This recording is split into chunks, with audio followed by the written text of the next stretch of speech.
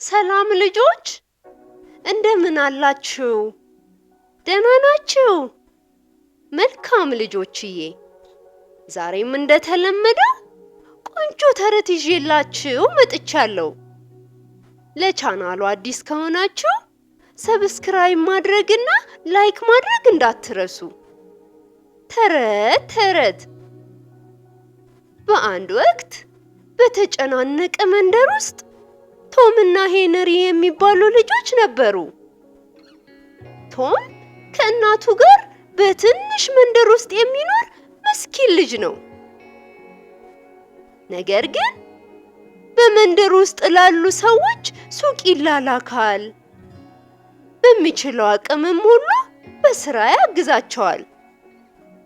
ቶም በደግነት የተሞላ ልብ ያለውና በጣም የሚያምር ፈገግታ ያለው ልጅ ነው። ሄነሪ ደግሞ የንጉሳዊ ቤተሰብ ውስጥ የሚኖር የፈለገውን ልብስ፣ ጫማ፣ መጫወቻዎችና ምግብ ሁሉ የተሟላለት ልጅ ነው። ነገር ግን ብቸኛ ነው።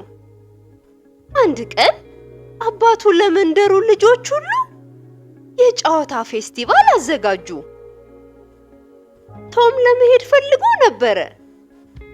ነገር ግን ልብስ ስለሌለው እንዴት መሄድ እንዳለበት እያሰበ ሳለ የቶም እናት አሮጌ ሸሚዙን ሰፋችለትና አልብሳው ላከችው።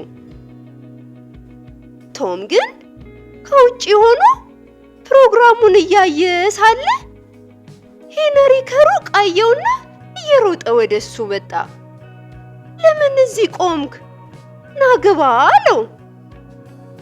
ቶም ፕሮግራሙ እንዴት ድንቅ እንደሆነ ከውጪ ሆኜ እያየሁ ነው። ምግቡም በጣም ያጓጓል። ብቀምሰው ተመኘሁ አለ። ሄነሪ የቶምን እጅ ይዞ ወደ ምግቡ ቦታ ሄደና ሳህኑን አንስቶ ከማንም በፊት ለእሱና ለቶም ምግብ ይዞ ወደ ጠረጴዛ ወሰደው። ና ተቀመጥ፣ ና ቶም አለው። ቶም ግን አመነታ። እኔ የተከበርኩ አይደለሁም አለ። ነገር ግን ሄነሪ እንዲቀመጥ አስገደደው። አብረውም ተመገቡ፣ ሳቁ፣ ተጫወቱ፣ ስለ ህልማቸውም አወሩ። ቶም ለሄነሪ አንድ ሰው ለሌላ ሰው የሚሰጠውና የሚያካፍለው ነገር ከሌለው ትርጉም እንደሌለው አስረዳው። ከዚያን ቀን ጀምሮ ሄነሪ እና ቶም ምርጥ ጓደኛሞችም ሆኑ። ቶም ደግነቱን አጋራ፣ ሄነሪ ደግሞ ሀብቱን አጋራ። እውነተኛ ሀብት ከደግነት እንደሚገኝም አረጋገጡ ይባላል። ተረቴን መልሱ፣ አፌን በዳቦ አብሱ።